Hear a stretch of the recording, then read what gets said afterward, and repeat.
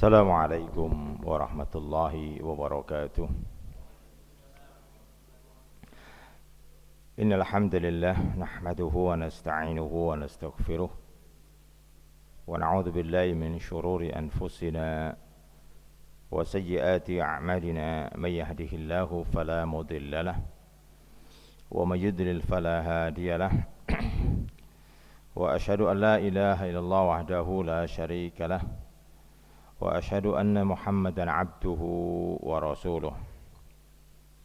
أما بعد، ikhwatal iman rahimani wa rahimakumullah. Alhamdulillah,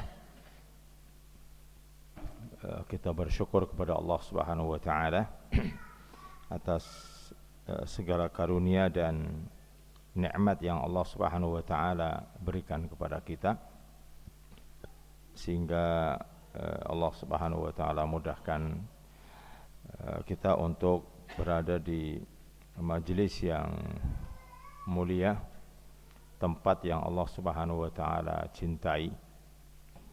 Dan bagi Allah Subhanahu wa taala sangat mudah untuk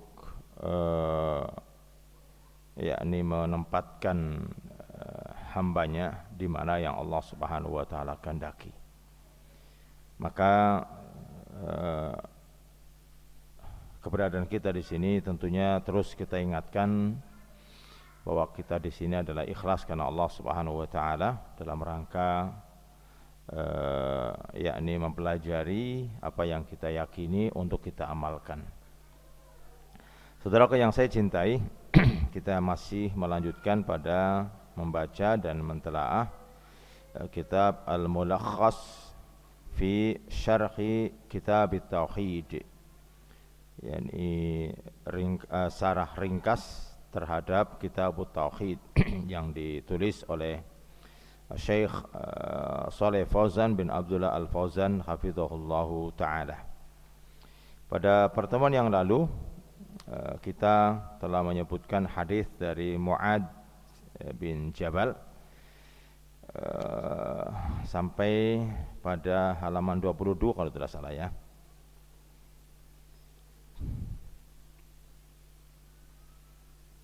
Yani munasabatul hadis lil bab. Ini kaitannya ataupun kesesuaian antara hadis Mu'ad bin Jabal yang kemarin kita telah sebutkan dengan bab, yakni bab wujubut tauhid, atau mungkin bisa juga bab at-ta'rifu at-tauhid, karena memang sebagaimana kita sebutkan di awal, penulis tidak memberikan judul pada bab ini, tetapi berbicara antara dua, yakni wujubut tauhid atau at-ta'rifut tauhid. Apa kaitannya, apa hubungannya dengan bab yang sedang kita bahas dari hadis ini? Anna fihi tafsirat tauhidi bi annahu ibadatullahi wahdahu la syarika lahu. Kaitannya antara hadis dari Mu'ad bin Jabal dengan bab ini bahwasanya di sini ada penjelasan tentang tauhid atau tafsir daripada tauhid, bahwasanya dia adalah beribadah kepada Allah Subhanahu wa taala saja dan tidak mensyarikatkan Allah Subhanahu wa taala. Kemudian apa faidah ataupun ma yustafadu minal hadis? Apa faidah dari hadis Mu'ad ibnu Jabal? Di antara faedah-faedah yang beliau sebutkan, yang pertama adalah tawadu'un Nabi sallallahu alaihi wasallam haitsu raqibal khimara wa ardifa alaihi khilafa ma alaihi ahlul kibri. Yang pertama ini menunjukkan bahwasanya ketawaduan Nabi sallallahu alaihi wa ala alihi wasallam, di mana beliau sallallahu alaihi wa ala alihi wasallam yakni menaiki himar, khimar ini kendaraan yang sederhana, bukan kendaraan mewah, tidak sebagaimana kuda dan unta, sehingga kuda dan unta pada masa itu dianggap sebagai kendaraan yang cukup mewah. Bahkan dalam peperangan, kuda yang sudah dilatih untuk peperang, dia itu bisa dikendalikan sehingga dia bisa melawan, menjejak, menendang, baik kaki depan atau kaki belakang. Sehingga di masa itu kuda yang dibawa untuk perang biasanya spesial, sudah dilatih, dan kalaupun misalnya ada orang menjual, maka ini harga yang mahal. Maka itu bisa terbayang bagaimana pada saat terjadinya peperangan Tabuk. Ini Utsman bin Affan dia mewakafkan atau mensedekahkan, disebutkan sekitar 600 ekor kuda dan 400 ekor unta. Dan 600 ekor kuda itu bukan kuda kuda biasa, tapi kuda yang sudah terlatih untuk berperang. Dan itu bukan kuda saja, sudah dilengkapi dengan perangkat-perangkatnya, termasuk, karena kalau kuda perang itu di depan lehernya itu ada, kalau orang mana itu selongsong anak panahnya itu sudah di depannya, itu sudah disiapkan, termasuk anak panahnya. Jadi kalau misalnya satu ekor itu paling kecil harganya adalah 50 atau 30 juta kali 600, karena kudanya 600, kemudian 400 adalah unta. Itu baru kuda dan untanya. Belum lagi perbekalan lain seperti kurma, kemudian dinar, disebutkan sampai kurang lebih sekitar 4.000 dinar. Sementara kalau kita ingat pada saat Quraisy itu pulang dari Syam itu membawa 2.000 dinar. Itu sudah harta yang betul-betul sangat besar, itu 2.000 dinar pulang dari hasil kafilah dagangnya itu, dari hasil rampasan harta kaum muslimin yang dirampas sebelum hijrah. Harta Rasulullah juga ditinggal, dirampas, harta Suhail Ar-Rumi, harta Abu Bakar, harta-harta kaum muslimin dijual, dapatlah 2.000 dinar. Nah, Utsman 4.000 dinar.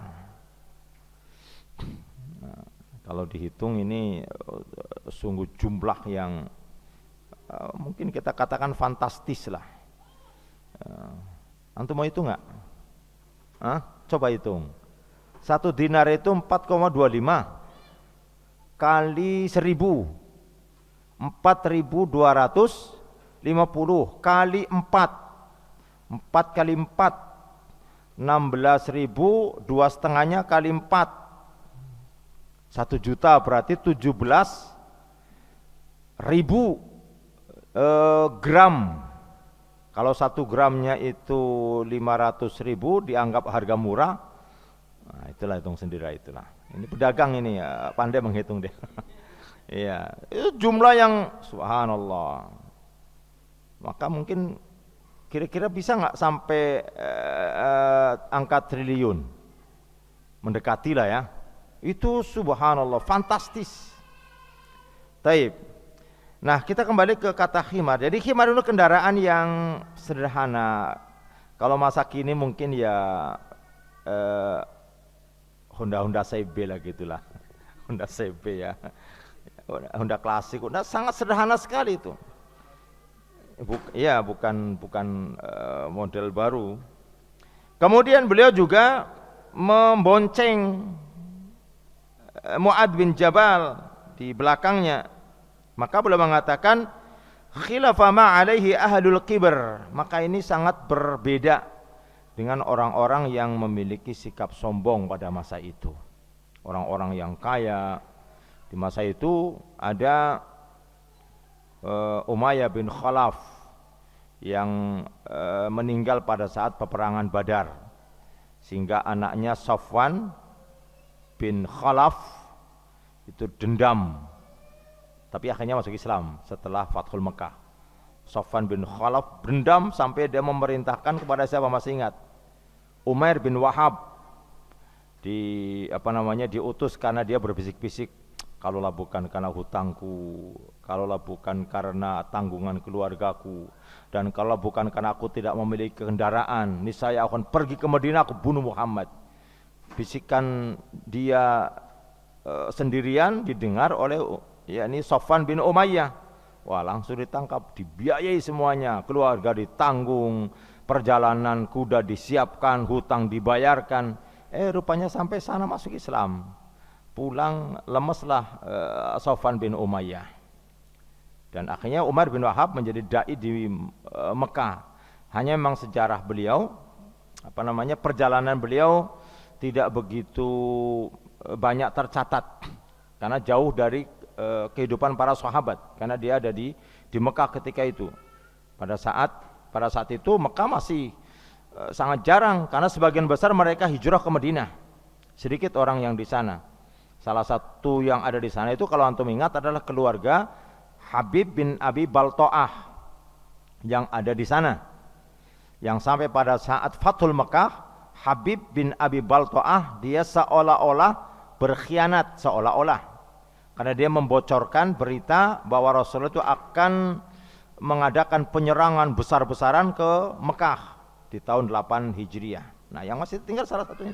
Sehingga kisah tentang Umar bin Wahab ini sangat-sangat sedikit perjalanan hidupnya.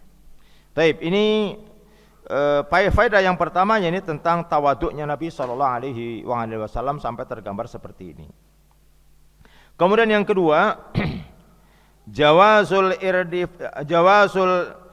irdafi ala dabati idza kanat tatiqu dzalik.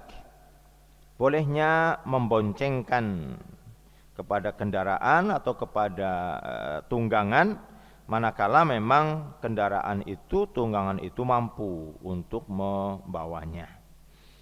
Ya, jadi yang mengetahui tentunya adalah orang yang memiliki kendaraan itu. Karena boleh jadi akan menyusahkannya diboncengkan juga kalau misalnya tahu kendaraannya nggak kuat.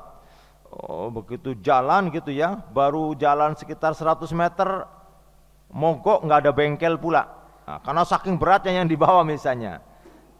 Maka yang paling tahu mampu nggak kendaraan ini untuk membawa orang, membawa teman, membawa saudara. Dan tentunya kita tidak ingin dinisbahkan sebagai kendaraan syaitan, kendaraan yang tidak boleh dinaiki kecuali oleh dirinya atau oleh orang-orang yang mulia. Kalau orang yang rendahan nggak bisa. Ini termasuk kendaraan syaitan dan kita berlepas diri dari hal itu. Tapi intinya juga tidak boleh bersikap tasyaddud, yakni memaksakan diri. Kalau memang kelihatannya ada dua orang ini, di bawah satu mungkin nggak mau, di bawah dua-duanya berat, tapi nggak apa-apa lah, tawakal katanya. Padahal tahu kalau naiki, kalau nggak banyak pecah, mungkin mogok karena keberatan. Nah, itu tasyaddud. Kemudian yang ketiga, at-ta'limu bi tariqatus su'ali wal jawab. yakni metode pembelajaran dengan cara soal dan jawab. Jadi ini merupakan thariqah, cara ataupun metodologi yang memang sudah diterapkan oleh Nabi SAW dalam pembelajarannya. Dan itu bukan terjadi pada kasus ini saja. Kalau antum ingat kasus ketika bertanya kepada Abu Dzar, ketika Rasulullah sedang memegang kayu yang kering, kemudian Rasulullah SAW menggoncang-goncangkannya sehingga daun berguguran. Abu Dzar diam saja. Maka Rasulullah mengatakan, "Ya Abu Dzar, kenapa engkau tidak bertanya aku goncang-goncangkan pohon yang kering ini?" Maka Abu Dzar bertanya, "Rasulullah, kenapa engkau goncang-goncangkan pohon yang kering itu?" Maka Rasulullah mengatakan bahwasanya orang yang mengerjakan sholat 5 waktu, maka kondisinya seperti pohon yang kering ini, ketika digoncangkan akan berguguran daunnya, akan berguguran dosanya. Abu Dzar, sahabat kita tuh bagaimana dia semangatnya untuk menginformasikan berita gembira. Kenapa? Ini dianggap berita gembira yang luar biasa, sebagaimana Mu'adz bin Jabal ketika, boleh nggak aku menghabarkan? Begitulah secara umum sahabat. Maka kemudian dia ketemu dengan Salman, maka dia melakukan apa yang persis lakukan Rasulullah SAW di tempat di mana pohon yang kering digoncang-goncangkan. Abu Dzar tanya, Salman, kenapa kau tidak bertanya kepadaku goncang-goncangan pohon yang kering ini? Maka kemudian Salman bertanya, Abu Dzar, kenapa engkau melakukan seperti itu?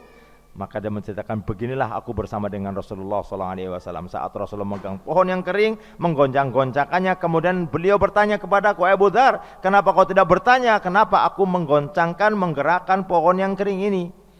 Maka diceritakan. Jadi kata Imam Rahimani wa rahimahullah, ini metodologi atau metode tanya jawab itu metode yang memang efektif, karena ini akan memudahkan untuk memahami. Maka kalau antum ingat perkataan Ibnu Mas'ud, di antara hal yang menyebabkan dia memiliki sekian banyak keutamaan dalam memahami Al-Quran, karena dia lisanun sa'ul, lisan yang selalu bertanya, dan hati yang selalu memahami.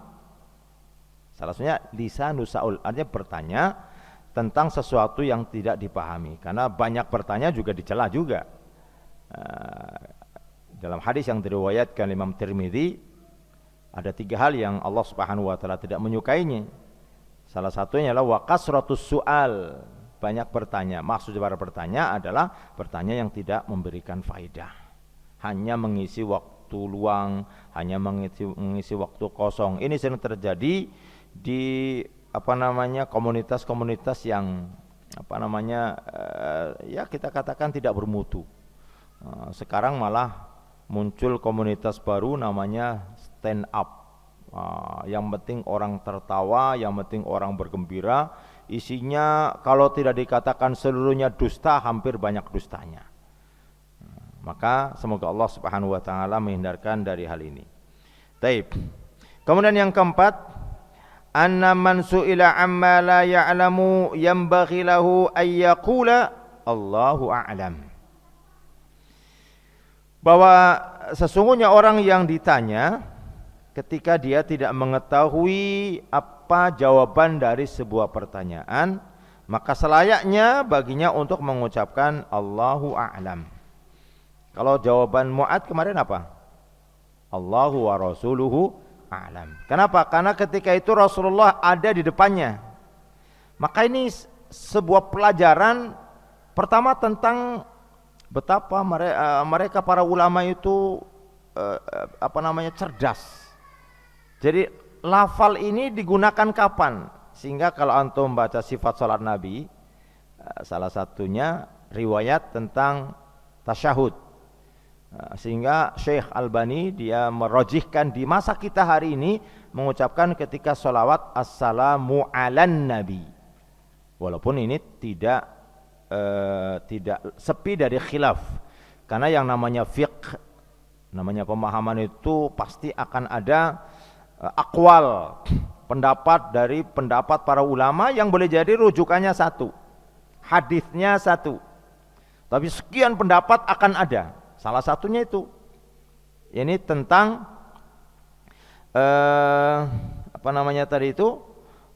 ucapan ketika seorang dia sedang di dalam tasyahudnya. Karena lafal-lafal yang datang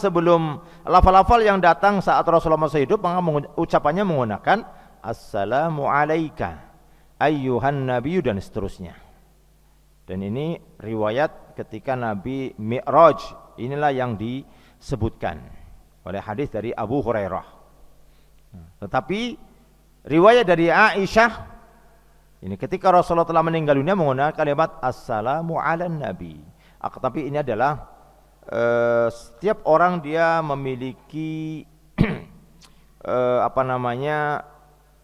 kalau memiliki kemampuan untuk mengkaji sehingga dia akan kokoh mana yang paling mendekati, mana yang membuat dia tenang untuk dia menggunakan apakah assalamu alaika atau assalamu alan nabi, karena dua-duanya datang dalam riwayat yang sahih.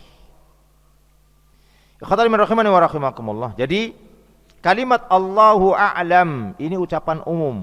Kalau kalimatnya Mu'adz bin Jabal, Allahu wa rasuluhu a'lam, dan ini kalau kita katakan ya tidak sepatutnya kita kata, misalnya antum ditanya oleh seseorang, kemudian antum tidak tahu Allahu wa rasuluhu a'lam, ya tidak pas.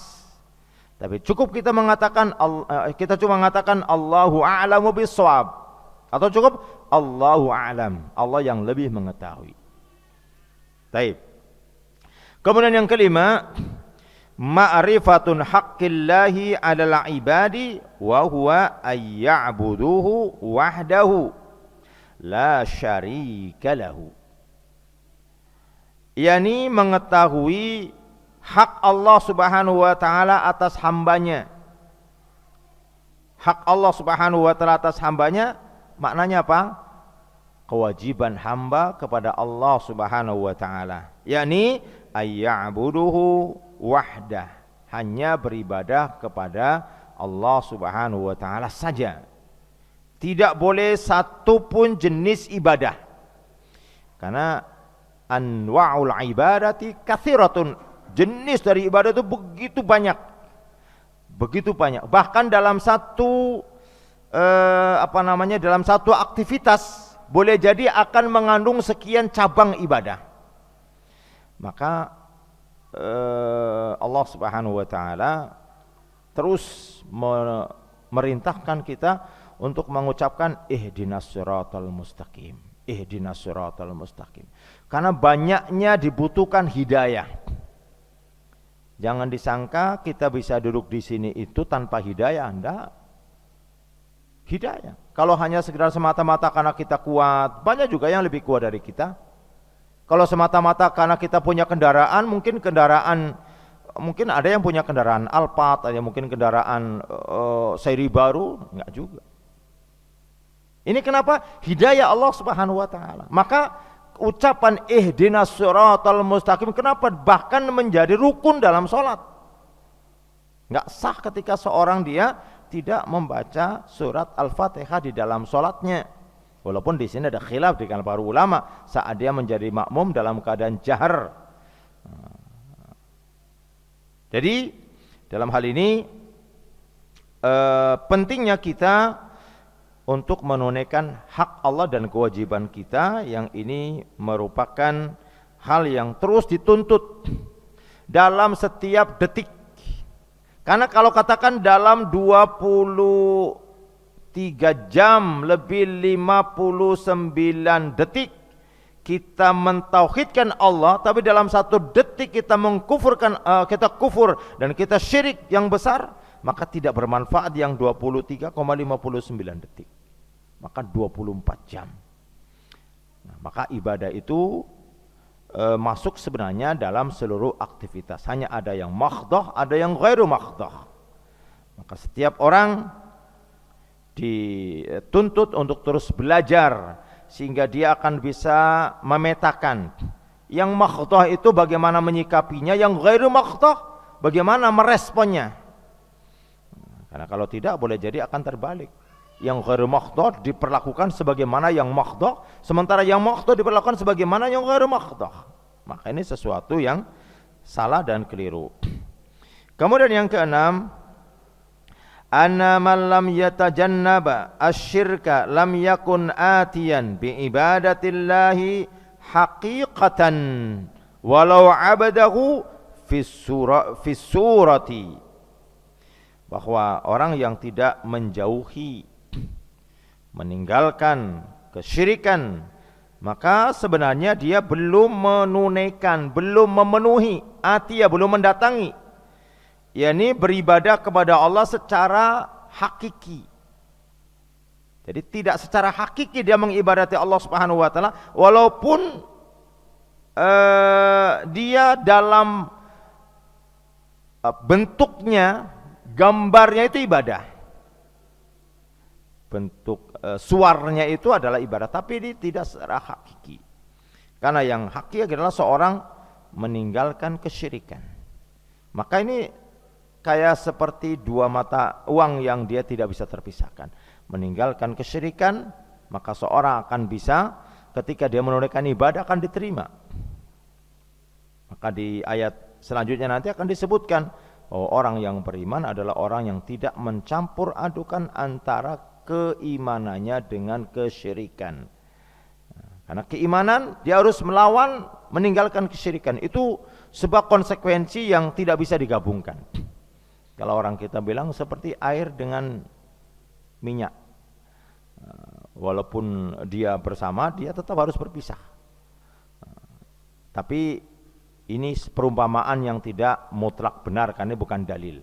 Kenapa kalimat dalam Al-Quran kalimatnya adalah yalbisu. Yalbisu berarti mencampur. Kalau campur bisa saja dia bergabung seperti itu.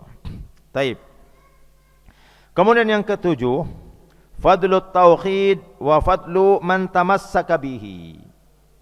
Keutamaan tauhid dan keutamaan orang yang berjalan, orang yang berpegang teguh, orang yang tamasuk, konsisten dengan mentauhidkan Allah Subhanahu wa taala. Kalau kita melihat pribadi, siapa sih orang yang telah berhasil konsisten? Ya para sahabat, para tabi'in, para tabi'ut tabi'in. Maka sering ana ulang-ulang perkataan Abdullah bin Mas'ud yang punya kunyah Abu Abdurrahman, man kana minkum mata'assayyan falyata'assa bi ashabi Rasulillah. Siapa di antara kalian yang ingin mencari figur di dalam hidup ini, maka jadikanlah figur itu adalah mereka para sahabat. Pertama, mereka sudah meninggal dunia, berarti apa? Sudah terbebas dari fitnah. Karena orang yang masih hidup tidak terbebas dari fitnah. Orang yang masih hidup tidak terbebas dari fitnah. Hari ini kita puji, hari ini kita sanjung, hari ini kita lulukan. Ternyata 2 hari berikutnya, ternyata dia yang melanggar. Bisa terjadi. Karena memang selagi masih hidup nggak akan bebas dari fitnah. Maka Islam memperlakukan manusia sangat adil. Sebagaimana perkataan Al-Imam Asy-Syafi'i, idza sahhal hadits fahuwa madhhabi. Apabila hadis itu sah, maka itulah madhabku. Kalimat ini sebenarnya kalau dipahami oleh orang-orang yang berjibaku memegang bid'ah, sebenarnya Imam Syafi'i sendiri menolak perkara ini. Tapi karena orang fanatik biasanya tidak dipertimbangkan itu. Pokoknya nih, kalau sudah orang fanatik biasanya ininya pokoknya. Nah, kalau sudah pokoknya biasanya susah untuk dimasukkan hal-hal yang lainnya. Na'udzubillah summa na'udzubillah. Maka mereka lah orang-orang yang kalau kita lihat paling mudah untuk kita melihat, karena memang itu sudah dikatakan dan disaksikan, baik perkataan sahabat atau perkataan Nabi atau bahkan perkataan Allah Subhanahu wa taala, radhiyallahu anhum wa radu'an. Mereka adalah orang-orang yang diridhai oleh Allah dan Allah ridho kepada mereka. Siapa yang Allah ridhai, maka mereka adalah orang-orang yang tentunya layak sekali untuk dijadikan sebagai kedua dalam kehidupannya. Walaupun mereka ada di antara mereka yang sudah diberikan rekomendasi mutlak terkhusus pada ahlul badar. Rekomendasi mutlaknya adalah i'malu ma syi'tum faqad ghafarallahu lakum. Lakukan apa saja yang kau mau, Allah telah mengampuni kalian. Ini kepada ahlul badar. Ada nggak ahlul badar yang menyimpang? Kita katakan mungkin bukan menyimpang lah ya, salah. Seperti tadi itu Habib bin Abi Balto'ah, dia mengabarkan rahasia kaum muslimin kepada orang-orang kafir Quraisy. Tapi Rasulullah tidak menghukumi dia kafir, karena Rasulullah faham i'malu ma syi'tum, yang mengatakan siapa? Rasulullah. Dia diampuni, tapi dia salah. Tetapi salahnya apa? Sudah diampuni. Nah, orang yang di hatinya itu ada ghil terhadap sebagian sahabat, terutama kepada Abu Hurairah, karena Abu Hurairah orang yang paling banyak meriwayatkan hadis, maka dipreteli. Abu Hurairah mungkin sulit, masuklah kepada Muawiyah bin Abi Sufyan. Kalau antum pernah mendengar bagaimana orang-orang yang mencela Muawiyah bin Abi Sufyan dengan celaan yang tidak layak, suka minum khamr, bermain wanita, berfoya-foya, ini semuanya adalah kita katakan tidak benar. Kalaupun dia berfoya-foya, ini adalah dosa dirinya. Artinya dia telah, bahkan ada pernah ditanya Sufyan Ats-Tsauri, ulama tahun berapa itu? Abad kedua, sahabatnya Sufyan bin Uyainah. Karena Sufyan bin Uyainah itu ada di Mekah, kalau Sufyan Ats-Tsauri itu ada di Basrah. Satu ketika ditanya, mana yang lebih utama antara Umar bin Abdul Aziz, ini bukan Sufyan Ats-Tsauri, karena Umar bin Abdul Aziz itu jauh. Tapi antara pertanyaannya, mana yang lebih utama, Umar bin Abdul Aziz dengan Muawiyah bin Abi Sufyan? Karena kita tahu bagaimana pemerintahan di masa Umar bin Abdul Aziz, sampai-sampai orang yang ada di Afrika itu nggak ada orang menerima zakat. Coba bayangkan, Afrika itu jauh dari Jazirah Arab, karena begitu makmurnya. Apa kata dia? Bahwasanya debu yang nempel di hidungnya Muawiyah bin Abi Sufyan belum ada apa-apanya dengan apa yang telah dilakukan oleh Umar bin Abdul Aziz. Jadi khotaliman rahimani wa rahimakumullah, mereka adalah orang-orang yang sangat-sangat layak untuk dijadikan sebagai teladan hidup, karena mereka adalah orang yang telah mendapatkan rekomendasi dari Allah, dari nabinya, dan dari orang-orang yang hidup setelahnya. Kemudian yang ke-8 ya. Yang 8, tafsirut tauhidi wa annahu ibadatullahi wahdahu wa tarkus syirki. Tafsir tentang tauhid, bahwasanya dia adalah beribadah hanya kepada Allah saja dan meninggalkan kesyirikan. Ini tadi sudah disebutkan di atas. Kemudian yang ke-9, istihbabu bisyaratil muslim bima yasurruhu. Yani dianjurkan untuk sering memberikan berita gembira kepada saudara muslim, yakni dengan menyenangkan hatinya, tapi bukan membohonginya. Kalau sekarang ada istilah sering berita burung, maksudnya itu untuk menyenangkan hati seorang muslim, seperti seorang mengatakan hayakumullah. Ini kan doa. Dan ucapan-ucapan yang lain yang ini membuat seorang muslim itu termotivasi, walaupun ini mungkin pada kondisi tertentu seorang muslim itu perlu diberikan nadhir, karena dua-duanya itu dua hal yang bersamaan, basyira wa nadhira, dan itulah Rasul diutus. Tapi ingat, yang pertama basyir, jangan nadhir dulu, basyir dulu. Maka sekian lama Nabi yang mulia sallallahu alaihi wasallam di Mekah basyir, memberikan berita gembira. Sehingga Rasulullah ketika mengutus Mu'ad bin Jabal ke Yaman, Rasul berpesan, yassiru wa la tu'assiru. Mudahkan orang, jangan dipersulit. Tapi ingat, mudahkan itu ketika tidak melanggar. Karena ketika ada dua hal dihadapkan kepada Nabi, kemudian pasti Nabi akan memilih mana yang paling mudah selagi bukan dosa. Mana yang paling mudah selagi itu bukan dosa. Artinya apa? Yakni seorang muslim memang dituntut untuk cerdas di dalam memilih.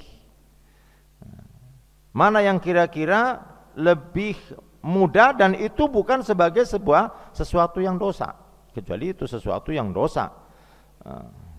Hanya memang pada kondisi-kondisi tertentu, sehingga ada kalimat bahwasanya al jaza'u min jinsil amal.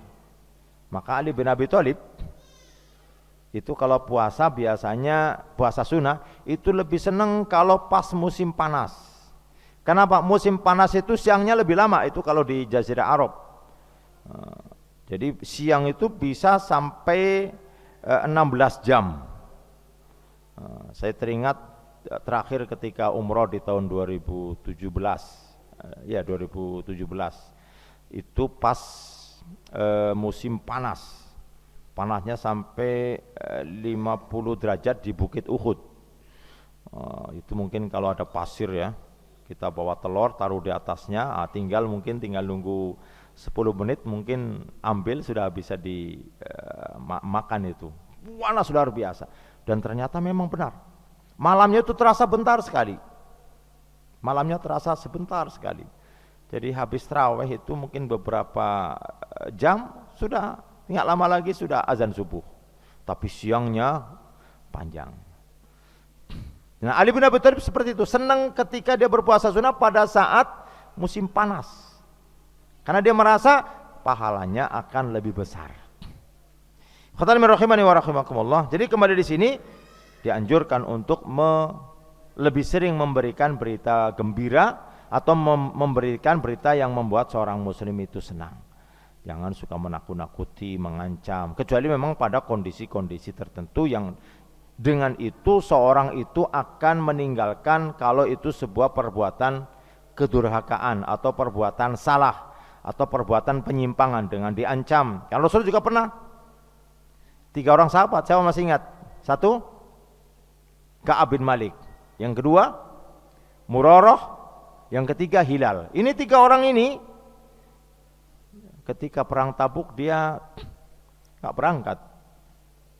Ka'ab bin Malik itu perlengkapan semuanya ada, kuda sudah ada, bahan-bahan semuanya ada. Tapi setiap kali dia pergi ke masjid, ketemu dengan orang yang berangkat, nantilah, kayaknya nanti saya bisa menyusul lah.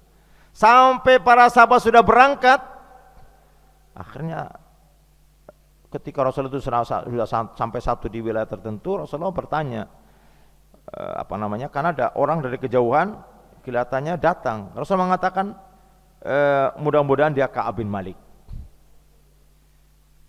Ternyata ada seorang yang mengatakan,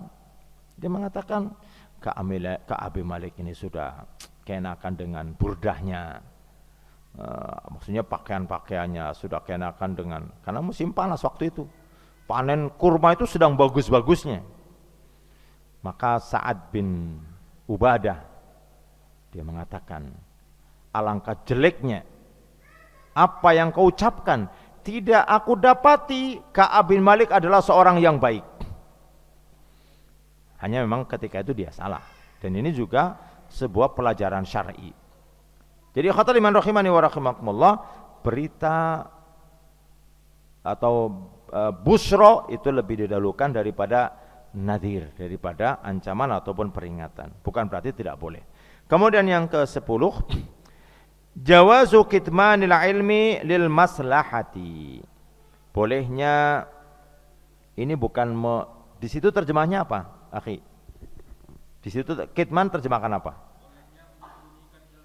Menyembunyikannya. Kalimat yang tepat menunda. Karena menyembunyikan itu kalau itu akhirnya letter luck lah gitu ya, menyembunyikan. Yang betul adalah menunda, karena buktinya ditunda. Oleh Mu'ad itu bukan disembunyikan, tapi ditunda. Sehingga begitu menjelang wafatnya, Mu'ad menyampaikan kepada kita. Jadi yang tepat adalah menunda, bukan menyembunyikan. Karena menyembunyikan ilmu secara umum itu tercela.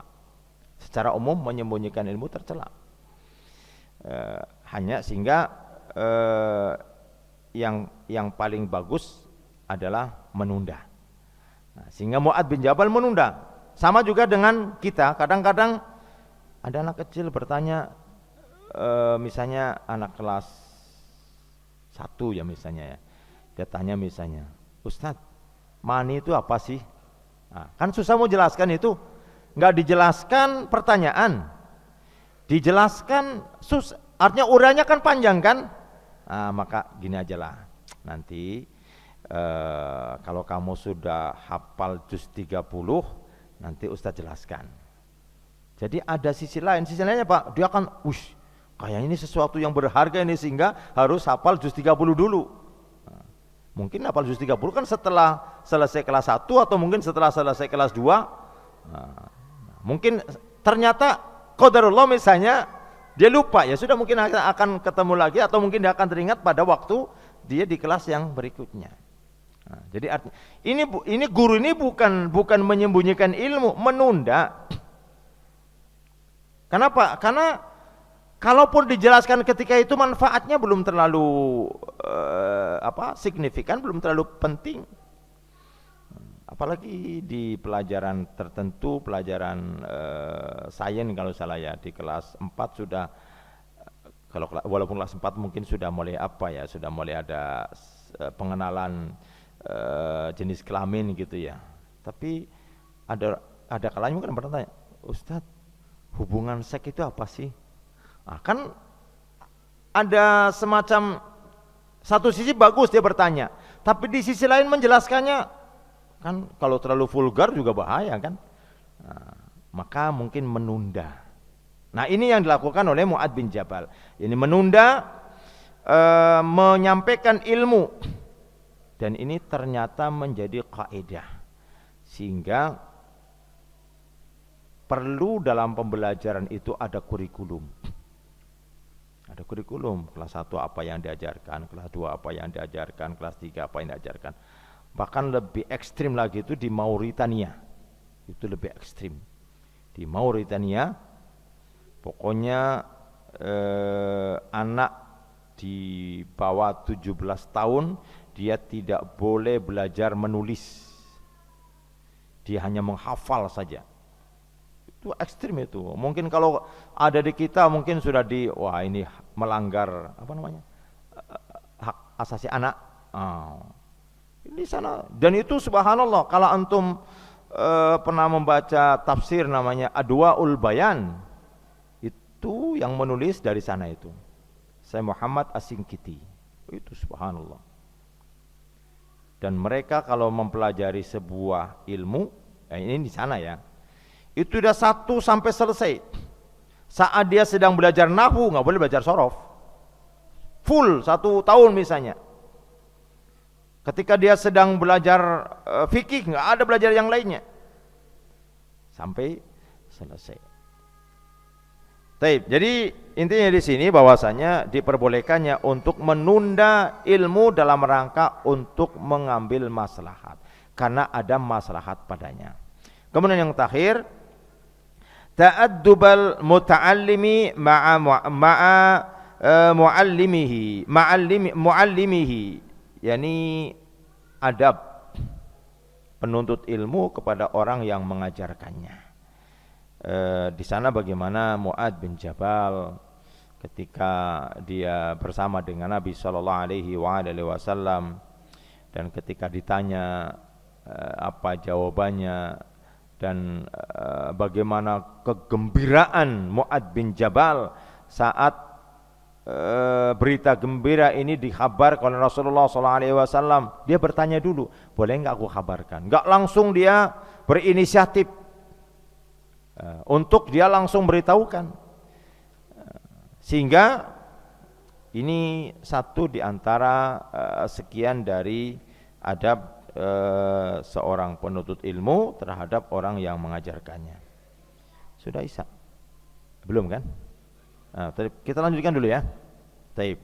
Kita masuk kepada bab yang pertama. Ini bab pertama, karena kemarin kita tidak ada bab. Kemarin hanya penjelasan saja. Bab yang pertama adalah yakni fadlut tauhid wa ma yukaffiru minad dunub. Keutamaan tauhid dan apa-apa saja yang akan dihapus atau apa-apa saja yang akan hilang dari dosa-dosa itu sendiri.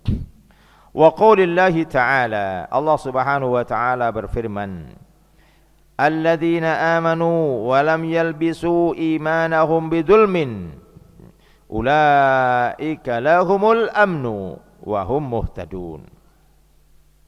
Firman Allah Subhanahu wa ta'ala, orang-orang yang beriman adalah orang-orang yang tidak mencampur adukan antara keimanan mereka dengan kezaliman. Ulaika lahumul amnu, mereka itulah orang-orang yang mendapatkan keamanan. Wa hum muhtadun, dan mereka adalah orang-orang yang mendapatkan petunjuk. Surat Al-An'am pada ayat yang ke-82. Di catatan kaki beliau membawakan yakni hadis yang dikeluarkan oleh Imam Bukhari dan juga oleh Imam Muslim dari Abdullah bin Mas'ud radhiyallahu anhu qala lamma nazalat alladzina amanu wa lam yalbisu imanahum bidzulmin qulna, ketika turun ayat ini maka kami mengatakan, kalimat qulna ini menunjukkan bukan hanya ini satu orang mewakili yang lainnya. Jadi misalnya di majelis ini ada seorang yang bertanya, kami bertanya berarti mewakili yang lainnya. Yang lainnya menyetujui atas apa yang ditanya oleh Abdullah bin Mas'ud. Maka dia mengatakan qulna, kami mengatakan ya Rasulullah, ayyuna lam yadlimu nafsah. Ya Rasulullah, siapa di antara kami yang tidak menzalimi diri kami? Ini maknanya para sahabat ketika itu juga dalam memahami perlu ada pelurusan dari Nabi sallallahu alaihi wasallam.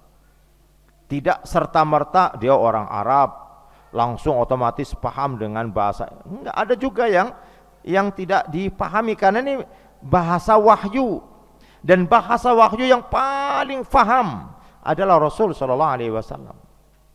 Sehingga sahabat ketika ada hal-hal yang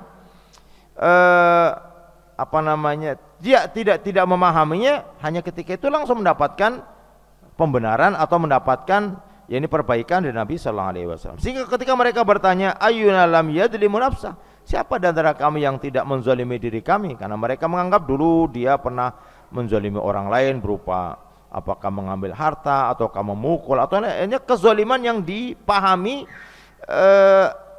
melakukan kerusakan antara dirinya kepada orang lain.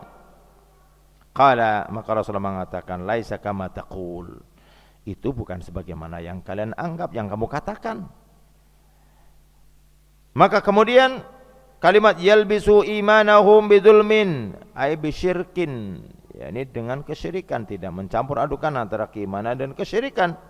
Awalam tasma'u ila qauli Luqman wa ibnihi, apakah kalian tidak mendengar yakni ucapan Luqman kepada anaknya, di mana Luqman mengatakan ya bunayya la tusyrik billah inna syirka la dzulmun adzim.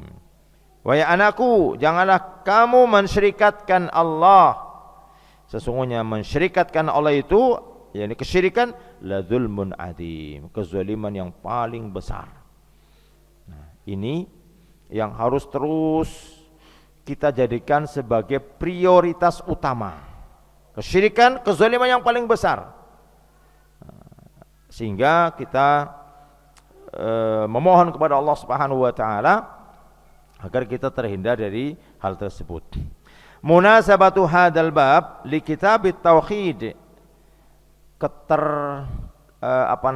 ketersesuaian antara bab yakni kitabut tauhid ini lamma bayyana fil bab, yakni ketika menjelaskan di dalam bab ini, yakni yang pertama tentang wajibnya tauhid dan maknanya, itu sudah disebutkan di pembahasan awal yang walaupun tidak ada judul, tapi pembahasan itu sekitar yakni wajibnya tauhid atau pengertian daripada tauhid itu sendiri. Bayana fi hadzal bab, maka dijelaskan pada bab ini fadlut tauhid wa atharuhu alhamidata, yakni keutamaan tauhid dan pengaruh ataupun athar yang terpuji, wa tanaijahu aljamilata, yang hasilnya natijah itu ujungnya hasilnya adalah aljamilata allati minha tukaffirud dzunub, yakni sesuatu yang bagus, sesuatu yang indah, di antaranya adalah akan terhapusnya dosa-dosa dari ketika seorang itu mentauhidkan Allah Subhanahu wa taala, li ajli hassi alaihi wa targhib, dan ini agar memotivasi dengan adanya janji orang yang mentauhidkan Allah Subhanahu wa taala akan dihapuskan dosa-dosanya, dan juga ini memberikan dorongan di dalam bab ini. Kemudian kalimat babun huwa lughatan, bab secara bahasa adalah al-madkhalu. Wastilahan, madkhal itu tempat masuk. Nah, pintu itu tempat masuk. Kalau antum ditanya pintu apa yang paling luas?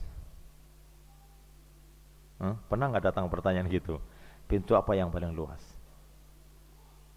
Pintu rumah antum? Enggak. Pintu rumah antum paling lebar 1,5 ya. Pintu yang paling luas adalah pintu taubat. Itu pintu yang paling luas. Enggak ada lagi pintu yang lebih luas daripada pintu taubat. Nah, kalau pintu yang paling sempit, pintu penjara. Anak itu beberapa tahun yang lalu tuh ngisi di lapas Parelang. Itu pemeriksaannya wala. Padahal kita ini sudah punya kartu nama, sudah artinya sudah kalau member gitu ya. Udah member, tapi pemeriksaan 1, 2, bahkan pernah itu saya membawa buku untuk hadiah. Itu nggak boleh dibawa, periksa dulu di ruang periksaan. Dan itu yang saya baca pertama kitab tauhid, kemudian majalah As-Sunnah waktu itu, kemudian lagi yang saya baca itu yang bawa itu majalah Kiblati. Ternyata nggak lolos, ditahan di sana, nggak boleh masuk. Artinya apa? Kita gambarkan ini ya ke dunia pintu yang sangat sempit sekali. Karena masuknya itu bukan main, sangat-sangat susah. Tapi orang yang sudah masuk susah juga keluar. Nah, pintu yang paling luas adalah pintu taubat. Karena Allah Subhanahu wa taala membuka sampai 2 masa nyawa di tenggorokan atau ketika matahari sudah terbit dari sebelah barat. Taib. Maka kata bab adalah al-madkhal, tempat masuk. Adapun secara istilah adalah ismun li jumlatin minal ilmi tahtahu fusulun wa masailu ghaliban. Adapun secara istilah adalah nama yang di dalamnya menunjukkan sejumlah dari ilmu yang di bawahnya mengandung fasal-fasal ataupun masalah-masalah yang biasanya akan dibahas. Jadi bab itu paling atas. Kalau di kita ada bab, ada subbab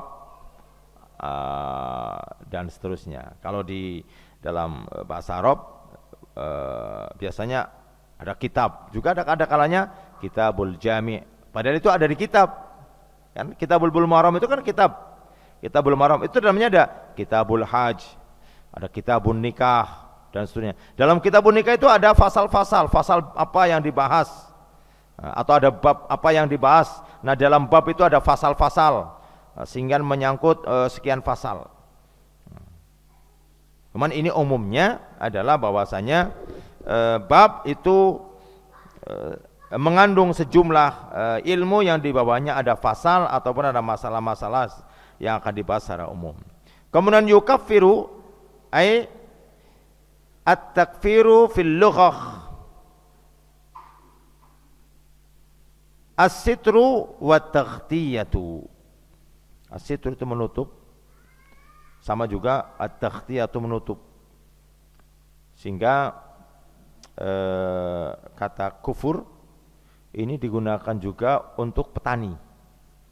Kalau antum buka mungkin di kamus Munawir atau di kamus bahasa, dinamakan petani. Kenapa? Karena petani ketika dia menggali-gali tanah, kemudian dimasukkan benih, kemudian ditutup lagi. Benih yang sudah dimasukkan ditutup lagi. Jadi kerjanya seperti itu, gali, tutup lagi, gali, tutup lagi. Sehingga nama lain daripada petani adalah kufrun. Tetapi jarang ungkapan ini jarang digunakan. Tetapi salah satu maknanya itu. Kemudian wa syar'an, secara syara' adalah yakni mahwudz dzambi hatta yasiru bi manzilatil udum. Yakni menghapuskan ataupun menghapuskan kesalahan, menghapuskan dosa sehingga sampai menempati posisi atau menduduki sesuatu yang tidak ada lagi, terhapus, hilang karena sudah terhapus Sehingga apa yang kalau seperti ketika papan tulis ada banyak tulisan dihapus, hilang, jadi tidak ada.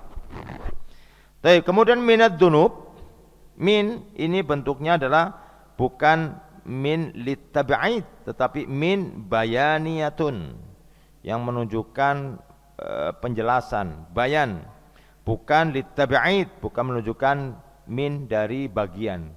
Karena salah satu di antara faidah min di dalam pembelajaran bahasa Arab atau nahwu ada beberapa makna. Salah satunya adalah min litab'id, ada min lil bayan untuk menjelaskan, atau min menunjukkan seperti minal qaum, seperti ucapan Sa'ad bin Mu'ad ketika pembagian harta ghanimah, di mana harta ghanimah peperangan Hunain kan yang diberikan itu orang-orang Quraisy, orang-orang yang baru masuk Islam, Abu Sofyan, kemudian Uyainah bin Hisan, kemudian Suhail, Amr bin Suhail, kemudian ada Safwan bin Umayyah yang tadi memerintahkan Umar bin Wahab yang dia masuk Islam ketika itu. Ini mereka ini, ada yang 100 ekor unta, ada 100 ukiah, mereka semuanya. Sehingga Sa'ad bin Mu'ad dia mendengar perbincangan di antara kawan-kawan mereka tentang kata mereka salah satunya idza kana syadidatun fanad'u wa nahnu nud'a, pada kondisi susah, pada kondisi terjepit, maka kami yang diundang, kami yang diseru, kami yang dipanggil. Tapi wal ghanimata yu'ta ghairina, akan tapi ghanimah diberikan kepada selain kami. Artinya adalah riak-riak di tengah-tengah orang-orang Ansar. Maka ketika itu datanglah Sa'ad bin Mu'ad kepada Nabi yang mulia sallallahu alaihi wasallam. Ketika itu Sa'ad bin Mu'ad dia mengatakan bahwasanya Rasulullah, aku mendengar perkataan demikian dari orang Ansar, karena engkau memberikan hanya kepada orang-orang Quraisy sementara engkau tidak memberikan kepada orang-orang Ansar. Maka Rasulullah bertanya, kamu di mana posisinya? Paham maksudnya tuh? Kamu itu bersama, maksudnya menyetujui Nabi, atau kamu juga bersama dengan orang-orang Ansar? Kata Sa'ad bin Mu'ad dia mengatakan bahwasanya nahnu imru'un minal qaum, kami adalah seorang dari bagian mereka. Minnya min apa? Min litab'id, kami adalah seorang bagian dari mereka. Jadi artinya dia menunjukkan ya kami seperti mereka juga gitu loh. Ini kisah yang panjang, silakan antum melihat dalam sejarah peperangan tentang pembagian harta ghanimah pada peperangan Hunain, yang penghujungnya para sahabat Ansar kemudian mereka menangis setelah Rasulullah menjelaskan, setelah Rasulullah SAW berpidato di tengah-tengah mereka. Jadi di sini min bukan min bayaniyatun, yani min bayaniyatun walaysa litab'id, adalah untuk menjelaskan, bukan min dalam makna bagian.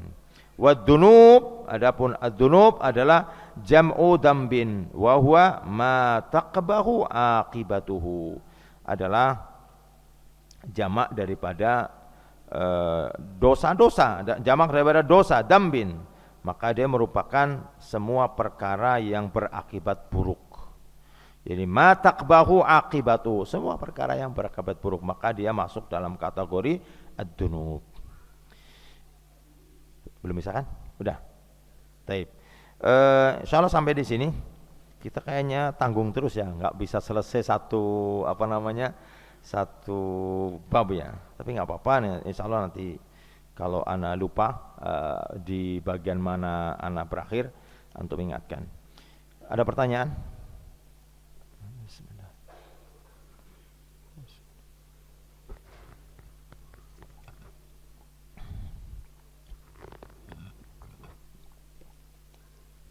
Nggak ada? Baik, kita tutup dengan doa kepada majelis. Subhanakallahumma wa bihamdika asyhadu an la ilaha illa anta astaghfiruka wa atubu ilaik. Assalamualaikum warahmatullahi wabarakatuh.